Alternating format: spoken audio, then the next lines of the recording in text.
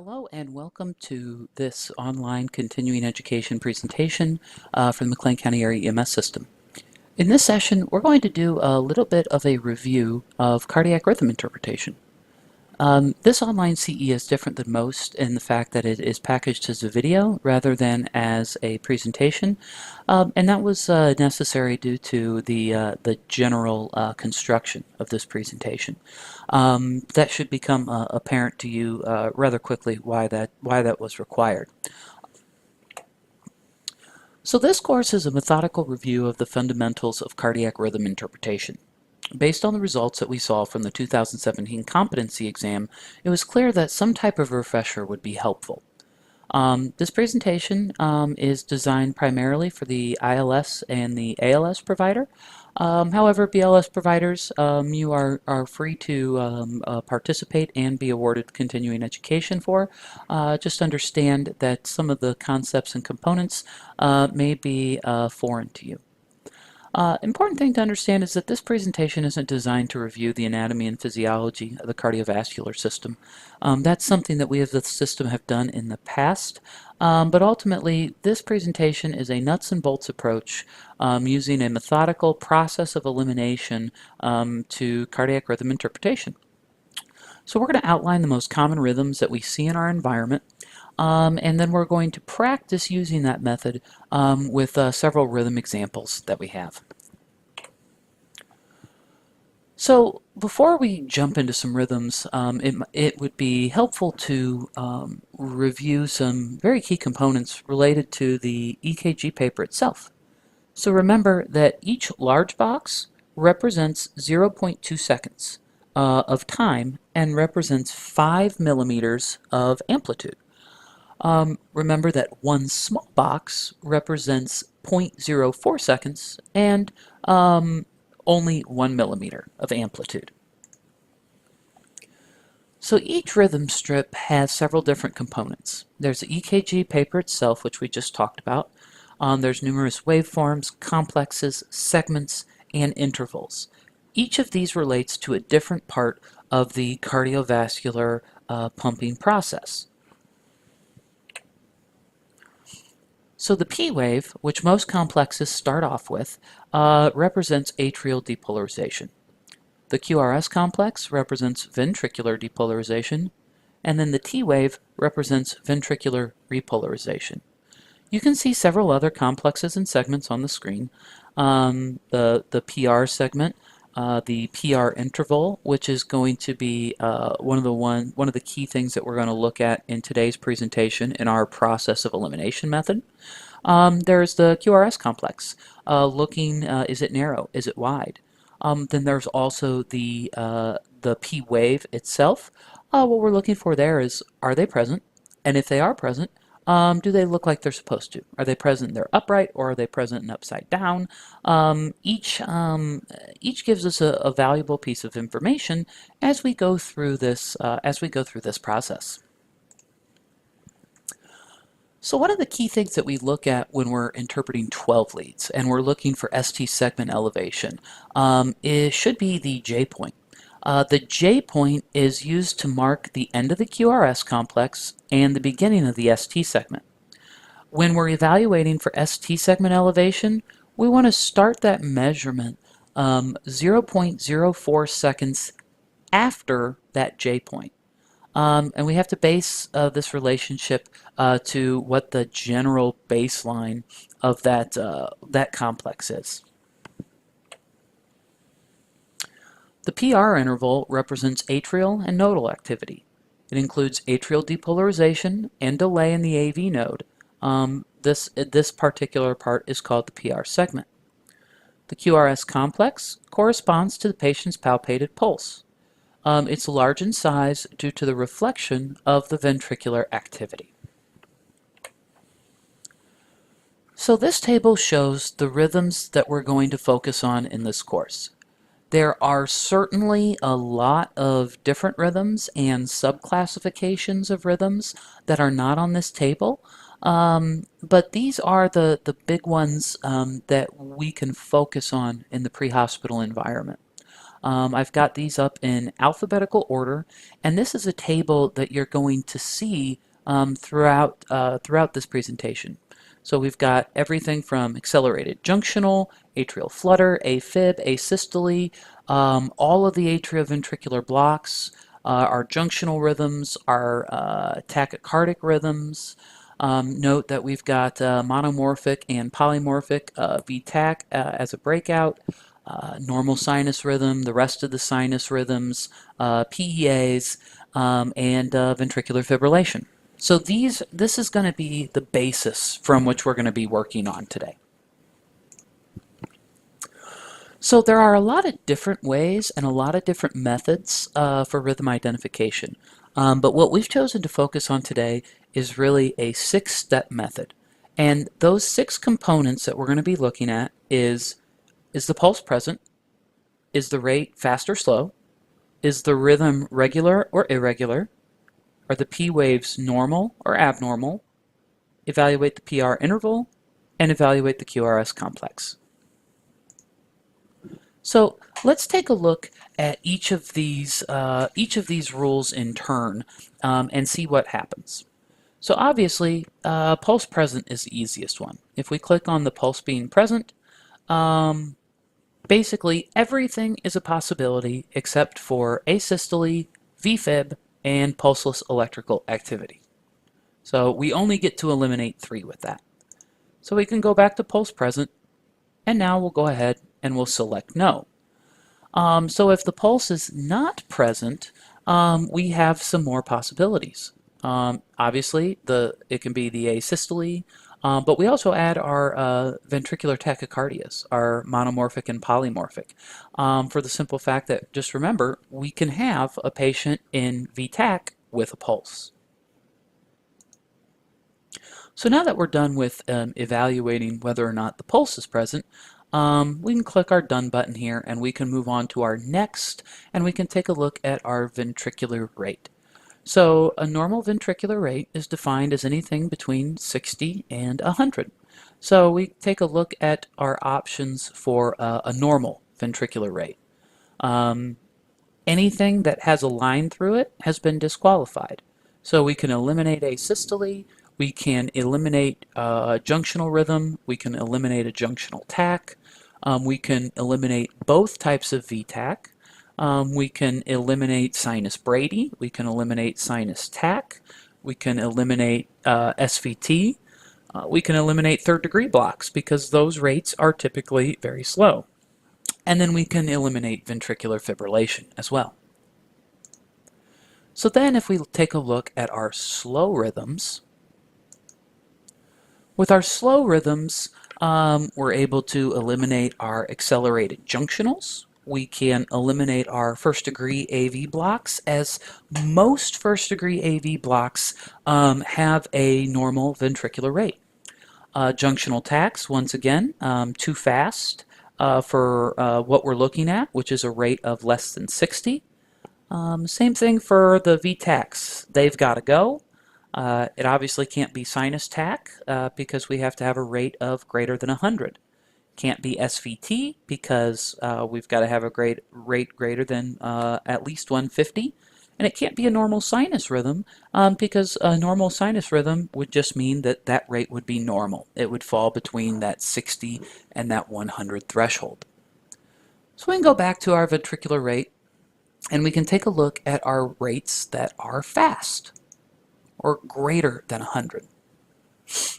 So when we take a look at those rates that are greater than 100, we can eliminate a lot of other rhythms. We can eliminate accelerated junctionals, asystole, first degree blocks, because once again, remember, those typically have a normal ventricular rate. Junctional rates are usually very slow for a true junctional rhythm, so they're certainly not going to fall into the tachycardia category. Same thing with normal sinus rhythm as before. It has to have a normal rate. Second degree type 1 and type 2, in addition to third degree blocks, have all been eliminated for a ventricular rate that is fast, that's greater than 100.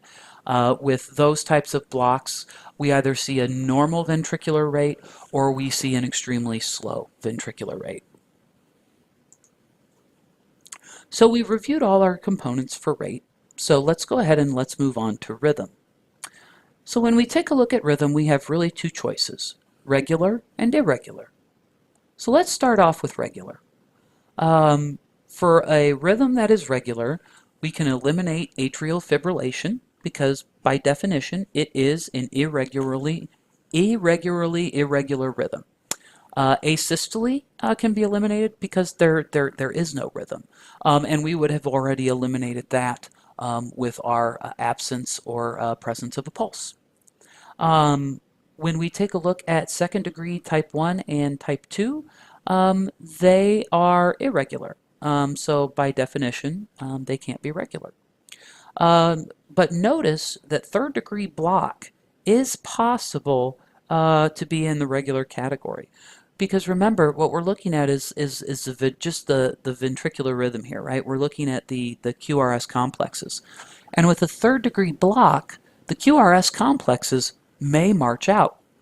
But what we see in a third degree block is that there's no correspondence between or correlation between the P waves and the QRS complexes. They beat independently of one another, and there's no relation, which makes it such a lethal rhythm.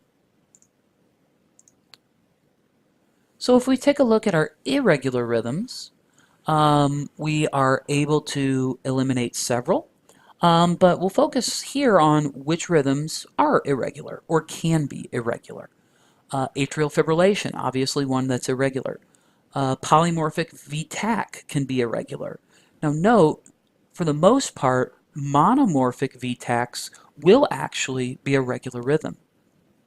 By definition, sinus cannot be irregular. Supraventricular tachycardias are, for the most part, a regular rhythm. Third degree block, we've already talked about how it's a regular rhythm. So those are all things to try to commit to memory in terms of looking at the rhythm being regular or irregular. So we'll go ahead and click Done with Rhythm, and we'll move on to our P waves. And really what we're looking with our P waves, like we mentioned before in the beginning, are they present and upright, or are the P waves absent or inverted? So we'll talk about what's normal first. So if the P waves are present and they are upright, we can have a first degree AV block, we can have a normal sinus rhythm, we can have PEA, we could have second degree type 1 or type 2, we can have sinus brady, sinus tach, and we can have a third degree block. Note that we cannot have supraventricular tachycardia because by definition we get SVT when the heart is beating so fast that the P waves cannot be displayed on the ECG waveform. So now that we're back at our screen, we can go ahead and we can take a look at rhythms which can be present with P waves that are absent or when they're inverted. So with P waves that are absent or inverted, pretty much all of our junctional rhythms become fair game. Our atrial flutter and fib become fair game.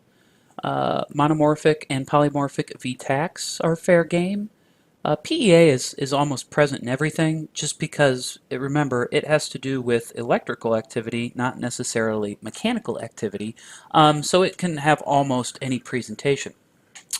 And supraventricular tachycardia, once again, we talked about on the last slide, P waves will be absent there.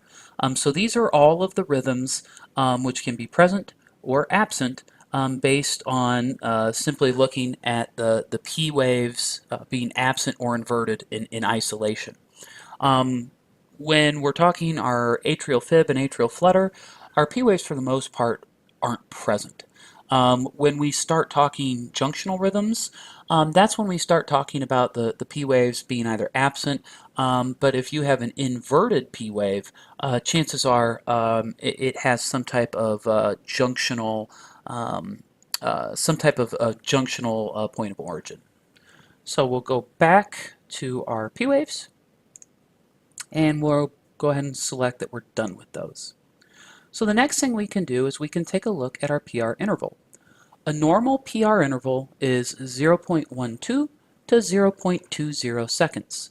Now, if you remember from the beginning of the presentation, that's going to be several boxes. Remember, a small box was only 0.04. So we're going to be looking at anywhere from 3 to 5 of those small boxes being normal. So let's go ahead and take a look at a normal PR interval. If we have a normal PR interval, that tells us that our options are either normal sinus rhythm. Once again, it could be a PEA, because PEA could be almost anything. It can be a second degree type 2. It can be sinus Brady. It could be sinus tach. It cannot be a third degree because, once again, there's no correlation between the P waves and the QRS complexes, so there's nothing that we can accurately measure. When we're dealing with a second degree type 1, remember that the PR interval gets longer, longer, longer until ultimately we drop a beat. So we'll go back to our PR interval, and we'll take a look at those rhythms that we have a PR interval greater than 0.20 or it's indistinguishable. So when we start taking a look at the PR interval as abnormal or it's unmeasurable, there are the list of rhythms is quite high. So the only ones that we can really eliminate are our sinus rhythms and our second degree type 2. Those are the only ones that we can really get rid of. We cannot get rid of the SVTs with a PR interval for the simple fact that by not having the P waves, we have no way of being able to measure that PR interval. So that's why it falls in the category that it does here. So we'll go back to our PR interval selection, and we can go ahead and click that we're done with our PR interval. And that takes us to our QRS complex. So QRS complex is evaluated by looking at the duration of the QRS complex, and it is framed as normal, being less than 0.12 seconds, or being abnormal by being greater than 0.12 seconds. So we'll start off with our normal rhythms, and there are a few that we're able to get rid of. We're able to obviously dump asystole because there's no QRS complex to measure. There is a monomorphic VTACs. We can dump those because VTACs are typically wide complex, greater than 0.12. Same thing with the polymorphic VTACs. And then VFib can be eliminated. Now, there are a lot of different rules and there are a lot of different subclassifications, and this cannot necessarily be made to be true for each and every single case. However, it is something that is a general rule, if you will. So we'll go back to our QRS, and we'll take a look at our abnormal QRSs that are greater than 0.12. If it's greater than 0.12, we can have a first degree AV block. A first degree AV block, that's what it is. It's just we can have that widened QRS complex. And then we'll see with the VTACs, once again, we'll see that they're typically widened. Once again, PEA can be everything. Second degree type 2, we're going to see an elongated QRS complex in certain instances, and we can also see an elongated QRS with a third degree block. So we're done with QRS, and we can take a look now of a rhythm, and if you want to, you can try to take a screenshot of this rhythm or just take a picture of it, and we may see if we can put the examples up as handouts in the Moodle platform. So just take a quick look at this rhythm, and we're going to go through it point by point. So the first question is, does the patient have a pulse? And the answer is yes. The patient has a pulse, and we can eliminate our asystole, our PEA, and our VFib. So then we can take a look at the rate.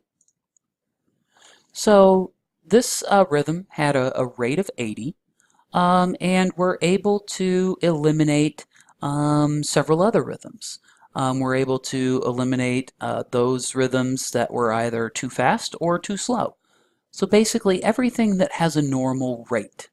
That leaves us with accelerated junctional, atrial flutter, AFib, first degree AV block, normal sinus, second degree type 1 and type 2, third degree block was eliminated because remember it's typically a slow rhythm. So we now can take a look at the rhythm. Was it regular or was it irregular? And if we remember back to the image, this interpretation was regular. So that further brings our categories down a little bit, and it leaves us with accelerated junctional, it leaves us with atrial flutter, and it leaves us with the option of a normal sinus rhythm. So then we can take a look at the P waves.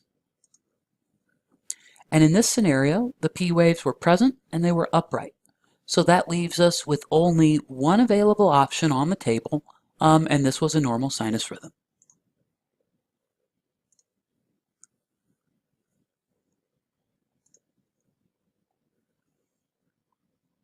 So here we're to our first interpretation. Once again, take a look at it.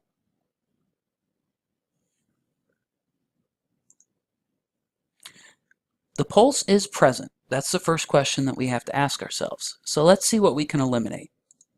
Asystole, PEA, and VFib all go by the wayside. The rate is 70. So let's see what we can eliminate from that. The junctional, it's outside of the rate parameters for that. It's outside the rate parameters for a junctional tach, outside monomorphic VTach and polymorphic VTach. Sinus Brady is out since we're above 60. Sinus tach is out because we're below 100. SVT is out since we're below at least 150. Third degree block is out because once again, third degree is a slow rate and here we have a normal rate. So then we can take a look at the fact that this rhythm appears regular. So let's see what else we can get rid of. We know it's not AFib because AFib is a irregular rhythm. We can get rid of a second degree type 1 and we can get rid of a second degree type 2. So this leaves us with accelerated junctional, a flutter, a first degree AV block, normal sinus rhythm. Those are our choices that are left on the left-hand side of the screen. So the P waves appear normal, and there is one P for each QRS complex. So that means that we can eliminate an accelerated junctional, because remember, junctional rhythms don't have normal P waves. They're either inverted or they're not present at all. With atrial flutter, there is no P waves. All we see is the typical sawtooth, which we did not see in the interpretation that we're evaluating. So those are a couple that we can get rid of. And we need to take a look at the PR interval. The PR interval, if you measure it out, is 0.36 seconds. Remember, a normal PR was 0.12 to 0.20. So normal sinus rhythm has to go by the wayside. And that leaves us with an interpretation of a first degree atrioventricular block. So the second example interpretation that we're going to take a look at is on the screen. Once again, take a look at it, and once again, we'll try to include these images so you can follow along in the Moodle presentation. So the pulse is present. We get to eliminate asystole, PEA, and VFib right off the bat. Our rate is 50. So we have a slow rate, so we know we're going to get rid of a couple. It cannot be an accelerated junctional rhythm. It cannot be a first degree atrioventricular block, usually. Junctional tach is out. Monomorphic V-tach is out. Normal sinus rhythm is out because we're below 60. Polymorphic V-tach is gone. Tachycardic rhythms are usually off the charts, not slow. Sinus tach is gone. SVT is gone. So that leaves us with flutter, fib, a junctional, second degree type 1, second degree type 2, sinus Brady, or third degree. But now our rhythm is irregular, so we can go ahead and we can probably eliminate a few more here. Atrial flutter is out because usually, remember, we're looking at the QRS complexes here from an irregularity standpoint, and those complexes will usually march out. We can also get rid of our junctional rhythm because it is typically regular, not irregular. And that's going to leave us with a couple of other choices. Sinus bradycardia is out because by definition a sinus rhythm is regular. And then that takes us to the fact that we do have P waves. They are present and they are upright. Oh, sorry about that. So the waves are present, they're upright. We know we can eliminate AFib, and that leaves us with our choices of atrioventricular blocks. The PR interval is abnormal. It's not consistent, and it gradually gets longer until it drops a beat. This is referred to as a Winky-Bach, and it is a second degree type 1. Second degree type 2 is not, it's not a possibility here, and a third degree block is not what we're looking at either. So we'll take a look at the next interpretation. Once again, take a look at it. So the pulse is present, so we know what we get to eliminate there. We have a rate of 70, so once again, we get to eliminate some based on the rate. It is not a regular junctional. It is not a junctional tach. It is not a V-tach rhythm. And it's not a sinus Brady, nor is it sinus tach or an SVT. Third degree blocks, typically we find rates less than 50. It's definitely not a normal rate that we see here. In this, if you march out the QRS complexes, we see that the rate is irregular, so we get to eliminate a couple more. Accelerated junctional is out because remember, most junctional rhythms are regular. It's not atrial flutter, we've already talked about. It's not a first degree AV block. Definitely can't be normal sinus. There are no P waves detected. So with no P waves, we see the answer came up on the screen as AFib, but since there are no P waves, it cannot be a second degree type 1, and it cannot be a second degree type 2. And AFib, by process of elimination, is all that we have left. Take a look at the next interpretation.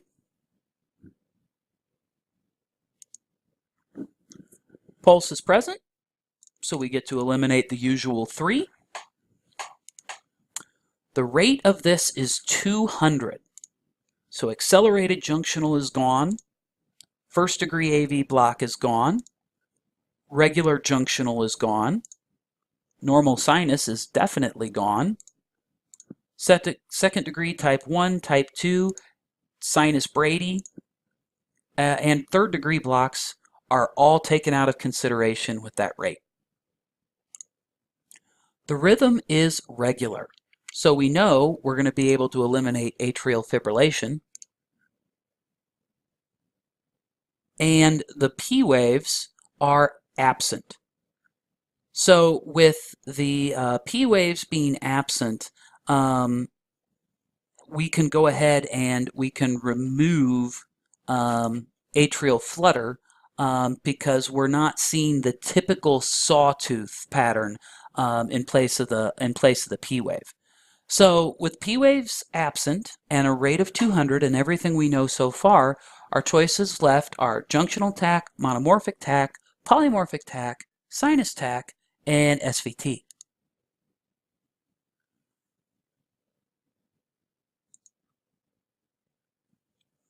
So the PR interval can't be measured because there are no P waves. So that's going to help us a little bit here. And we have to move on to our QRS complex.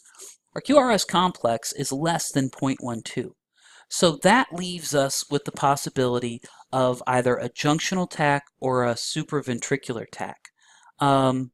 Monomorphic tach and polymorphic tach are not possible because their complexes are almost always wide and always greater than 0.12.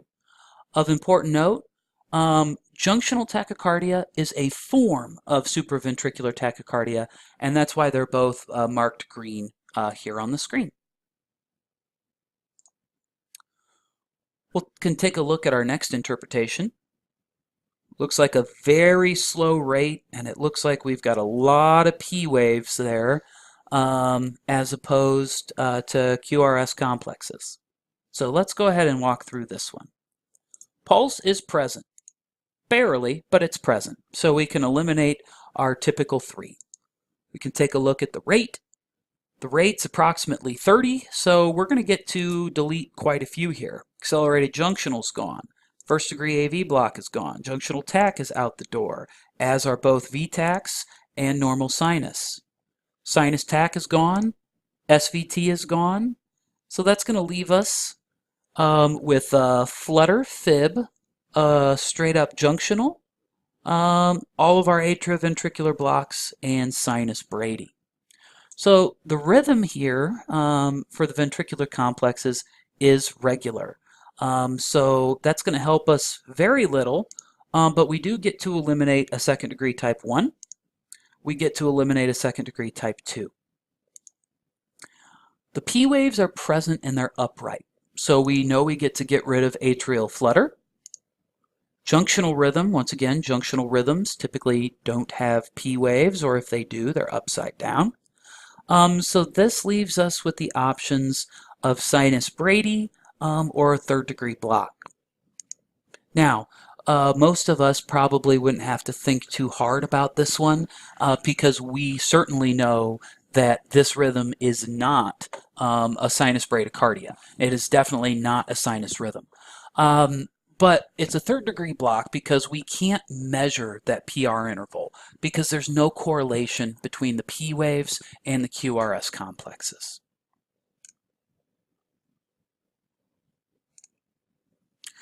We'll take a look at our next interpretation. Hopefully this one jumps out at you, but we'll take it through the method anyway. Pulse is present, so there go 3. The rate is 70, so we lose junctional tach, we lose the VTachs, we lose sinus Brady, we lose sinus tach, and we lose SVT. We also lose third degree because a rate of 70 is typically too fast for a third degree block. The rhythm is regular, so we know we get to lose AFib. We get to lose second degree type 1. We get to lose second degree type 2. P waves are absent, so that is going to remove the possibility of a first degree AV block, and it's going to leave us with the choices of an accelerated junctional or an atrial flutter. Even though 2 rhythms remain in this scenario, we can still complete our identification based on that classic sawtooth pattern. So atrioventricular blocks are typically the ones that give us as EMS providers the most difficulty.